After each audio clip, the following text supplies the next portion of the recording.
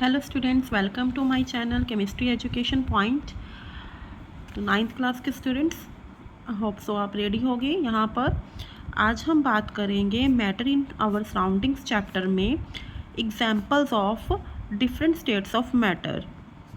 अब एग्जांपल्स बहुत ज़्यादा इंपॉर्टेंट रहती हैं। एग्जांपल्स अगर हमें नहीं पता होंगी तो कोई फ़ायदा नहीं है हमें चैप्टर्स को पढ़ने का और उसे समझने का, क्योंकि एग्जाम्पल से ही हम उसे डेली लाइफ से रिलेट कर सकते हैं।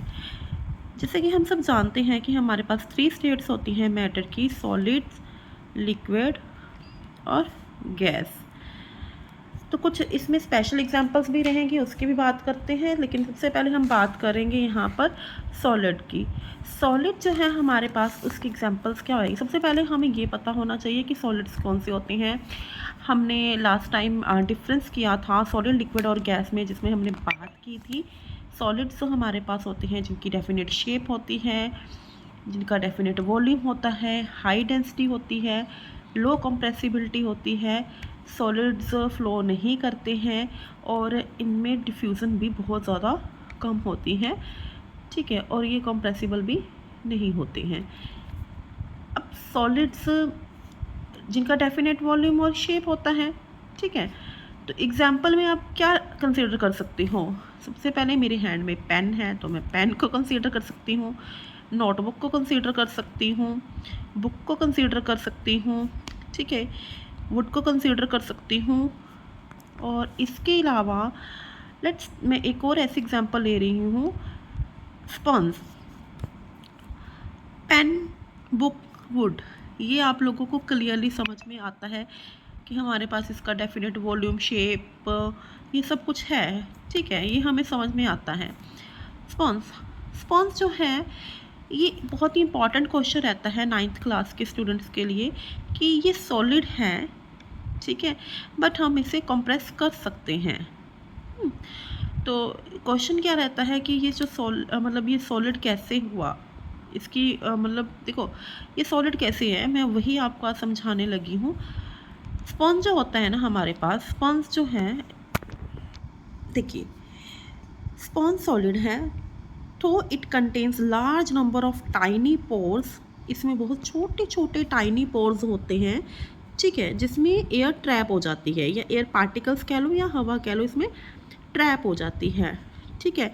तो जब हम उसे कंप्रेस करते हैं, one compressing the sponge trapped air escape, वो जो एयर ट्रैप होती है जब हम उसे कंप्रेस करते हैं वो एस्केप हो जाती है, निकल जाती है from the pores and size of sponge decreases, और उसका साइज़ जो है वो डिक्रीज़ हो जाता है।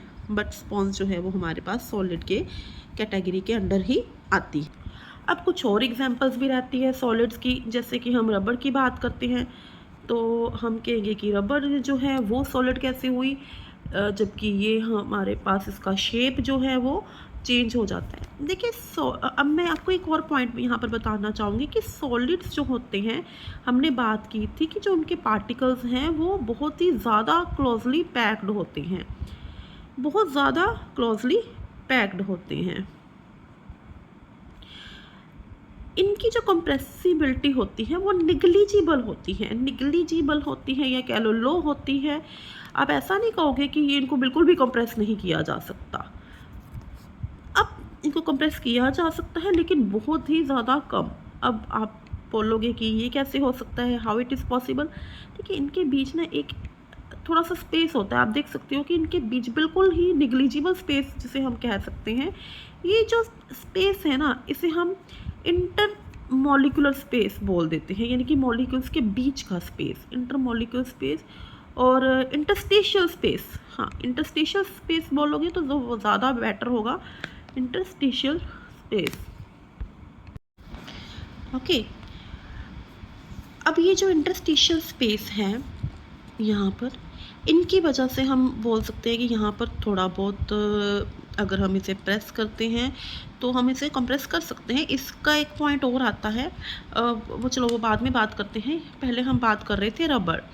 तो रबर के केस में क्वेश्चन कैसे आता, वो क्वेश्चन आता है हमारे पास, some of solids change their shape under stress or force but regain the shape when applied force is removed। मान लो हमने कोई भी सॉलिड है वो अपनी शेप क्यों चेंज कर पा रहा है, अंडर स्ट्रेस या फिर फोर्स, ठीक है। But regain the shape when applied force is removed. अब हम किसी रबर को खींच रहे हैं, हमने उसके ऊपर फोर्स लगाया तो उसको हमने स्ट्रेच कर लिया, लेकिन जैसे ही हमने उस फोर्स को रिमूव किया तो वो अपनी शेप को दोबारा किस तरह से वापस ले लेता है। इसका जो हमारा आंसर है, देखिए, rubber band is solid, rubber band solid होता है, इसको हम स्ट्रेच कर सकते हैं जब हम इसके ऊपर फोर्स लगाते हैं। However when the force stress is removed, लेकिन जब हम उसके ऊपर का फोर्स या रिमूव छोड़ देते हैं तो वो अपनी ओरिजिनल शेप को गेन कर लेता है या रीगेन कर लेता है। ऐसे सॉलिड्स को हम इलास्टिक सॉलिड्स भी बोल देते हैं। ऐसा इसलिए होता है क्योंकि जैसे ही हम फोर्स हटाते हैं तो पार्टिकल्स जो है वो अपनी पोजीशन पर वापस आ जाते हैं, जिसकी वजह से वो जो रबर बैंड है उसको हम स्ट्रेच कर सकते हैं और वो अपनी जो शेप है वो रीगेन कर सकते हैं। चलिए अब मैं आपको बताती हूँ कि यहाँ पर मैं एक पॉइंट की बात कर रही थी, इंटरस्टिशियल स्पेस या इंटरस्टिशियल स्पेस का मतलब क्या होता है। हमारे पास एक क्वेश्चन आता होता है कि जो वाटर है, ठीक है, अगर हम उसमें शुगर ऐड करते हैं तो क्या वाटर का जो लेवल है, लेट्स सपोज ये हमारे पास वाटर है, इसमें मैंने शुगर ऐड की, तो क्या वाटर का वॉल्यूम जो है वो बढ़ जाएगा। मान लो वो यहाँ तक है, क्या उसका वॉल्यूम का लेवल बढ़ जाएगा जब मैं उसमें शुगर ऐड करूँगी। तो इसका आंसर होता है नो, ऐसा नहीं होता है। तो इसके पीछे का रीज़न क्या है, इसके पीछे का रीज़न ये है क्योंकि वाटर के जो मॉलिक्यूल्स होते हैं या पार्टिकल्स होते हैं, तो मान लीजिए ये वाटर है, इसके जो पार्टिकल्स हैं इनके बीच में इंटरस्टिशियल स्पेस होता है।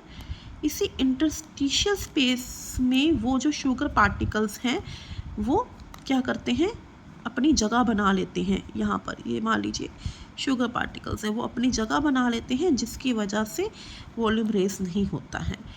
वैसे ये कंसेप्ट हमारा लिक्विड के केस में आ जाएगा। तो लिक्विड की एग्जांपल्स की बात करते हैं। लिक्विड की एग्जांपल में हमारे पास आ जाता है, सबसे पहली जो हमारे पास एग्जांपल हमारे दिमाग में आती है वो है वाटर, ठीक है।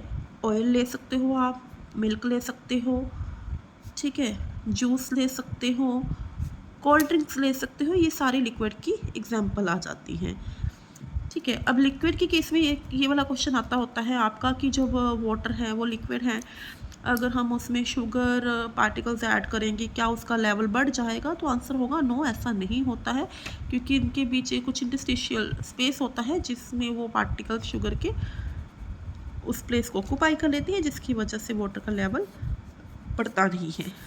अब हम गैसेस स्टेट की एग्जांपल्स की बात करते हैं।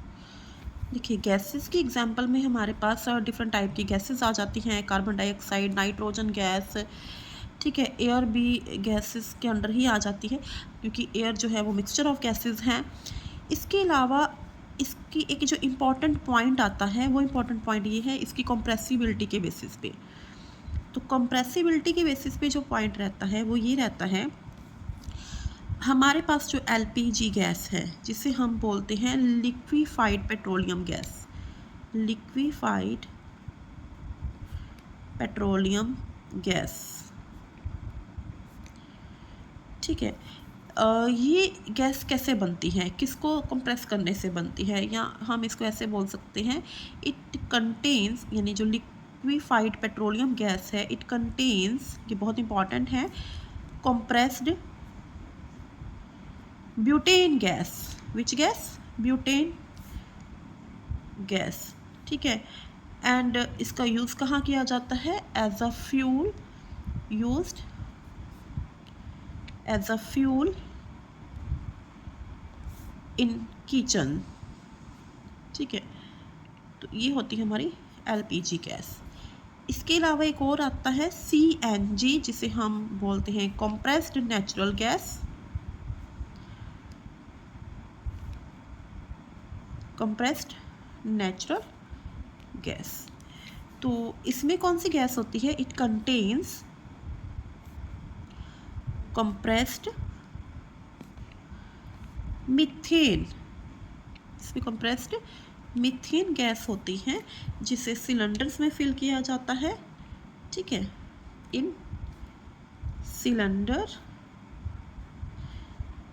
और इसका यूज़ किया जाता है कहाँ पर? It is used as a fuel in bus, car and other vehicles. यानी कि जो व्हीकल्स में गैस सिलेंडर्स होते हैं, जैसे कि बस या कार, इनमें कौन सी गैस होती है? CNG। इसमें लिक्विड पेट्रोलियम गैस नहीं होती है, इसमें कंप्रेस्ड नेचुरल गैस होती हैं। होप सो कि आपको ये जो एग्जाम्पल्स वाला पार्ट है वो समझ में आ गया होगा। Thank you students.